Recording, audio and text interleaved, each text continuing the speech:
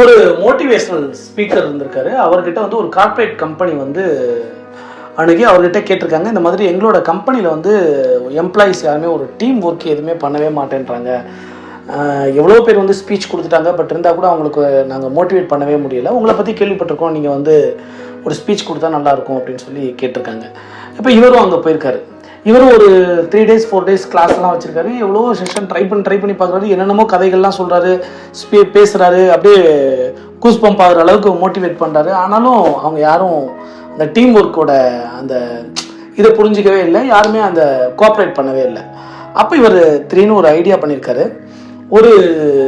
இனிமேல் நான் பேசலை, இன்னைக்கு கிளாஸ் வந்து ஒரு கேம் அப்படின்னு சொல்லியிருக்காரு. அப்போ பலூன் எடுத்துக்கிறாரு.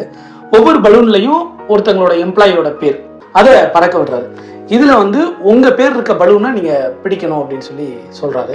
இந்த எம்ப்ளாயிஸ் எல்லாமே போய் பிடிக்கிறதுக்கு ட்ரை பண்ணுறாங்க. பயங்கரமாக ஹார்ட் ஒர்க் பண்ணுறாங்க. அங்கே போய் பிடிச்சா அவங்க பேர் உள்ள பலூனை பிடிக்க முடியல. ரொம்ப கஷ்டப்பட்டுட்டே இருக்காங்க. அப்போது இவர் ஸ்டாப் பண்ணிவிட்டு அந்த மோட்டிவேஷன் ஸ்பீக்கர் வந்து இன்னொரு ஐடியா சொல்லியிருக்காரு. நீ எந்த பலூனை வேணால் பிடிங்க, அதில் யார் பேர் இருக்கோ அதை நீங்கள் இன்னொருத்தர்கிட்ட கொடுத்துருங்க, அந்த பேர் உள்ள நபர்கிட்ட கொடுத்துருங்க அப்படின்னு சொல்லி சொல்கிறாரு. அப்போ டக்குன்னு ஒருத்தர் போய் பிடிக்கிறாரு, ஜீவான்னு வருது, அவர் ஜீவாட்ட கொடுக்குறாங்க. இன்னொருத்தர் பிடிக்கிறாரு, சஞ்சய்னு வருது, சஞ்சய்கிட்ட கொடுக்குறாங்க. இன்னொருத்தர் வந்து பிடிக்கிறாரு, அவர் வந்து அருண்குமார்ட்ட கொடுக்குறாரு. ஸோ அவங்க கையில் என்ன பலூன் கிடைக்குதோ அதை வந்து அந்தந்த பர்சன்ட்ட போய் கொடுக்குறாங்க. ஸோ இந்த கேம் முடிச்ச உடனே சொன்னாரா, இதுதான் டீம் ஒர்க் அப்படின்னு சொல்லியிருக்காரு. ஸோ ஒரு டீம் ஒர்க் பண்ணும்போது அந்த வேலையை வந்து ரொம்ப ஈஸியாக டக்குன்னு முடிக்க முடியும் அப்படின்னு சொல்லியிருக்காரு.